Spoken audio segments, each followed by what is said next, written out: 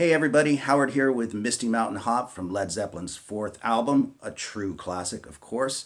And before we dive right into the lesson, which I like to do as quickly as possible, just a little bit about what I'm doing here. It's based almost entirely on the studio version, okay, on the fourth album. But I'm also taking a look at 73 at Madison Square Garden and the O2 Arena when they did their little reunion show, their big reunion show, you might say. Both of those performances and videos, you can really see how Page is approaching this tune. He's got a couple of different ways he plays the riff and a couple of other little goodies in there. And then the second thing I wanted to mention is the solo section. He plays it in two-part and then eventually three-part harmony. But live, he would always grab the main line, okay? And that's what I'm going to do in this lesson so that you can just play it the way he did live on one guitar. And if you guys are interested in a breakdown of the harmony leads, I'll do that in a separate video. Just let me know and I'll be more than happy to put that all together for you. But again, this is so you can play it on one guitar pretty close to the way Jimmy liked to play it live, okay? So let's get into it. First up is that main riff.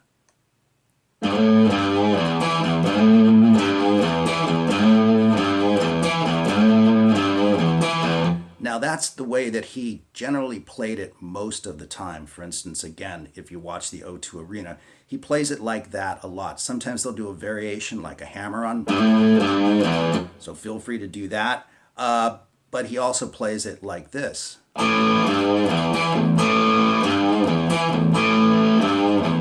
He just does it randomly, however he feels like it.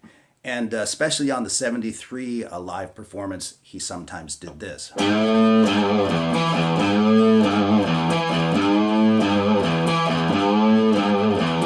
So I've got all three ways to play it, or was that four? Three ways to play it on the tab for you, okay? But let's talk about the main riff, and then you can just float the other ways if you enjoy that, okay? So we're sliding from the 3rd fret to the 5th fret on the 6th string. And you can give that a little vibrato. He does that especially more live. And then give the 3rd fret a little bluesy bend as well. Right to the open string, right? And then he pegs that octave E at the 7th fret. He does not slide into that note. He doesn't hammer into it. He just goes straight to it. And then hit the open E string again. And there's your riff.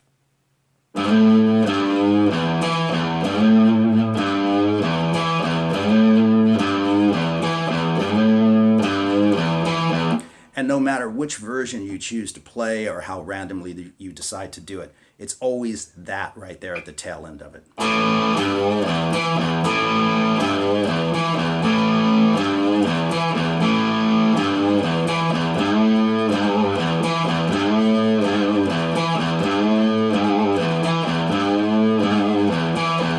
And as a note, I use 2 fingers for that. I think it kind of gives it a little meat, okay? So there's the variations on the main riff and the way he plays that, okay? So then the vocal starts, the verses come in, and this is based heavily on dominant 7th type sounds, although there's a 4th in there as well.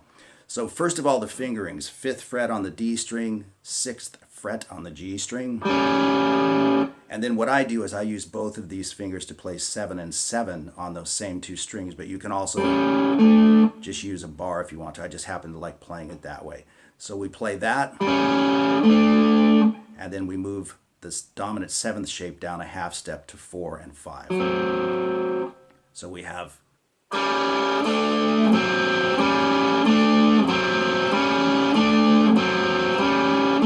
And that just becomes a circle, right? But how you can look at this is you play it 5 times with an extra 1 at the end. That would be 1 and then 2, 3, 4, and then 5 is back to the first double stop, okay? So what I like to do with this one when I hit it coming off of that main riff,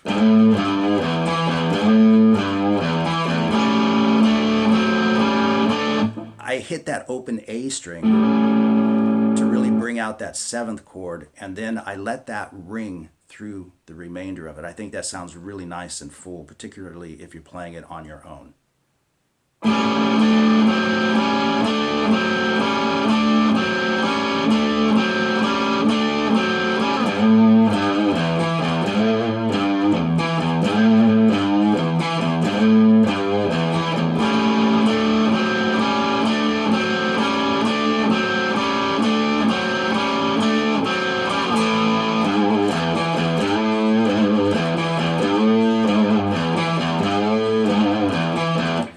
combinations along with that open A string on that part, I think, is really great.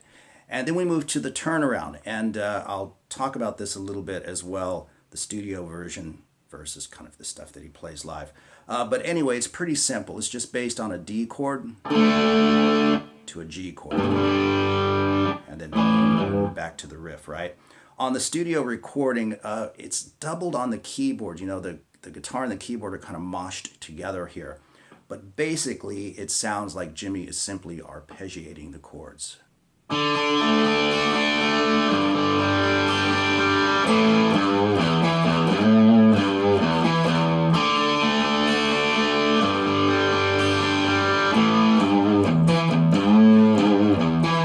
So that's what I've got written down for you there. That's probably the closest thing to the actual studio version.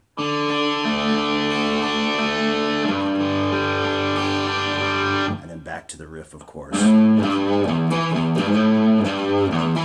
One more time.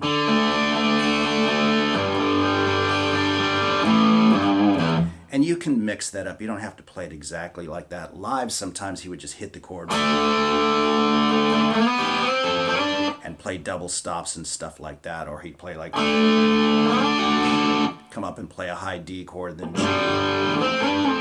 He would do stuff like that, you know, little double stops and things like that. But it's nice just to hit that chord, crash it out, or play the arpeggios. I think that sounds best.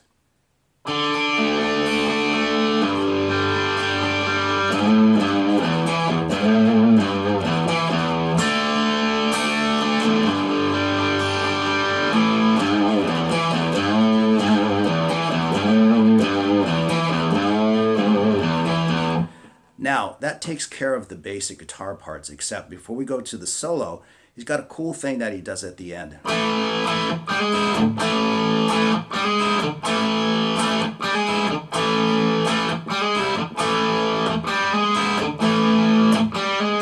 And that's a pretty cool thing, and he varies it a little bit, and you can play it a couple of different ways if you prefer that, but I've got it on the tab written for you both ways. And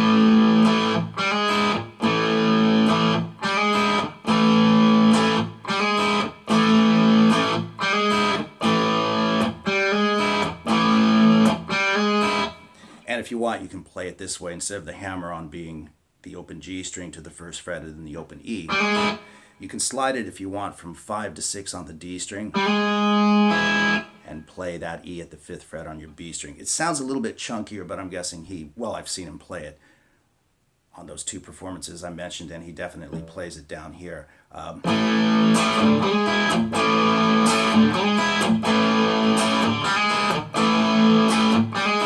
The slide sounds kind of cool though, right? But so the choice is yours. Play it any way you want to. So let's take a look at the solo. It's not so much a guitar solo per se as it is a composed section. Obviously, he's worked everything out.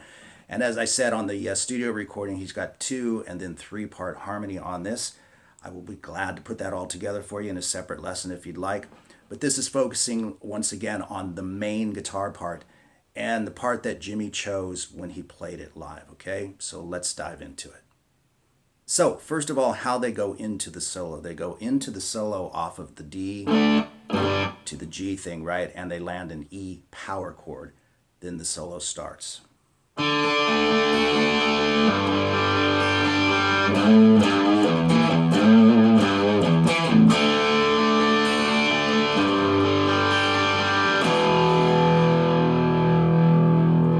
That's just a basic E power chord, open E string, 2nd fret on the A string, and 2nd fret on the D strings, okay? And then the solo starts in all its glory, and again, this is the main lead guitar part, and the one that Jimmy chose to play live, okay?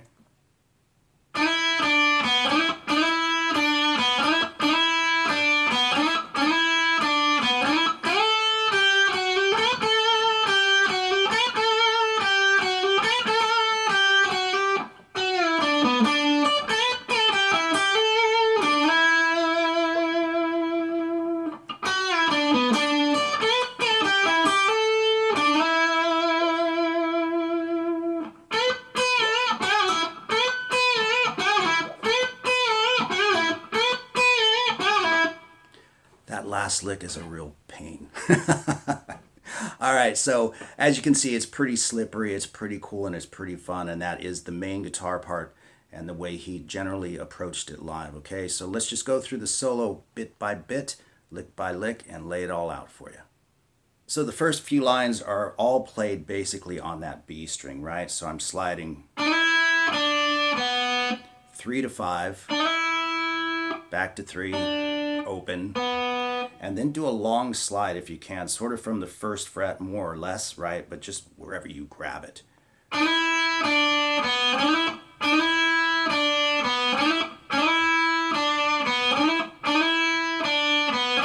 4 times and just make it as slippery as you can, okay?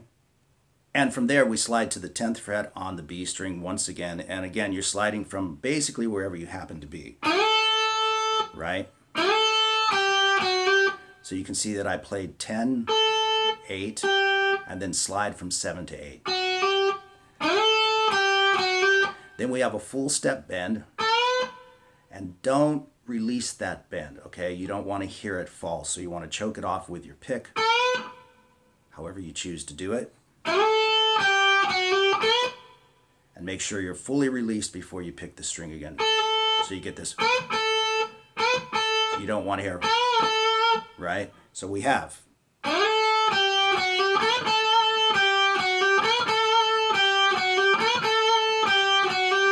And you play that one 4 times as well, okay? Then we move to the G string at the 9th fret, and this is a pre-bent note, and it's a full step bend, so try to get it as close to that as you can. But it's kind of lazy and bluesy at the same time. So you can see what I'm playing on the tab nice and slow. And then we grab the 10th fret on the first E string to play that D octave to that note. Okay, so we have. One more time. And then we move to the 10th fret on the B string. And I love this. This is so Jimmy Page, right? You have a full step bend and then stop the note again with your pick. And then he releases it really quickly. So you get that nice fall. Like that, okay? To the 8th fret. Right? So you can see that on the tab, but sometimes he picks those live and sometimes he just hammers them, but I've got it written as a hammer-on for you. Either way sounds pretty good, right? So however you want to do it is totally fine. So again, we have, right? And then he slides from the 7th fret to the 9th fret on the G string. So that whole thing slow is.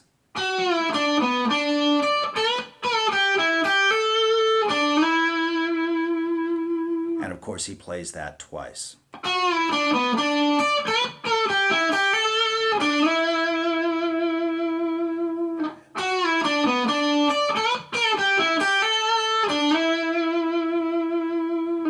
And then he plays that vicious lick, okay? I'm going to show you how he plays it.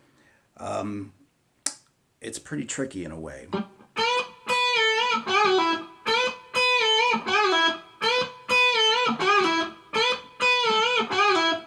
Okay, he does do that across 2 strings. That's the way he chooses to play it. You can play it on just 1 string if you want to, which might make it easier for some people, but that's the way Jimmy plays it. So we've got a full step bend once again at the 10th fret on the B string. And again, he chokes that note off, and then he does this. So what we have is a bend, hold it, pick it again, and go down, up. Just like that. Now the trick on this is you've got to stop that string. You've got to stop that B string before you move to the G string for the, right? You've got to stop that note. That's a tricky little move. When you try it, I'm sure you'll agree. So what he's doing is he moves to the G string, and we've got a full step bend again, and a release and a pull off. So if I play this lick nice and slow, we have.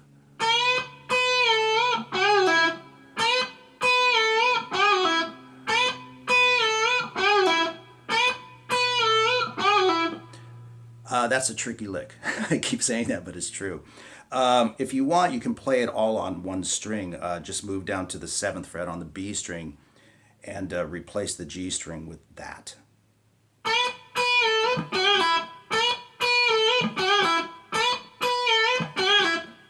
I don't know if it's any easier, but I'll leave that up to you. I actually like playing it across the 2 strings. I like playing it the way Jimmy did.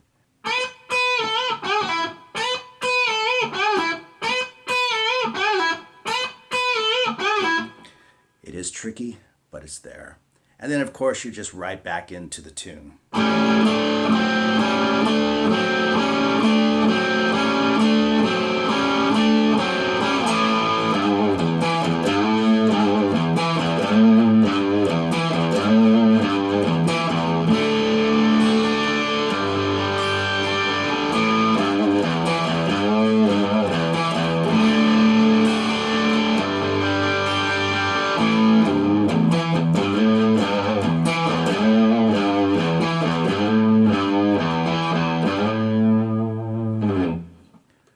A truly kicking song from Led Zeppelin, and they always seemed like they had a really good time playing this one live. I think they really enjoyed playing it.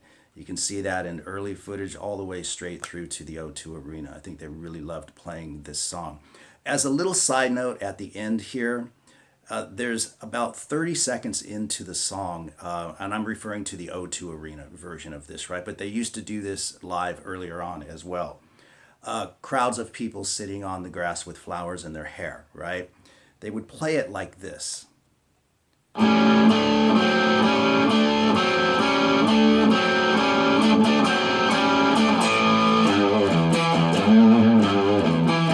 They would double that 4th up on that part. I don't know if they did it on another part as well, but you can definitely hear it. Check out the O2 Arena at about 30 seconds.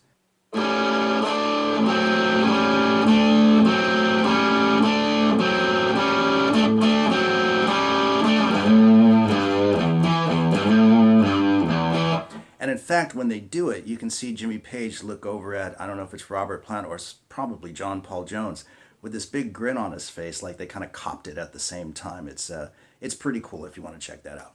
So anyway, there you go with Misty Mountain Hop from the mighty Led Zeppelin. Jimmy Page, what a creative guy. All right, we'll see you guys soon. Thanks so much for watching. Thanks for subscribing to the channel. Thanks for all the kind and wonderful comments that you guys leave. I truly do appreciate it, okay? So we'll see you guys soon in the next video.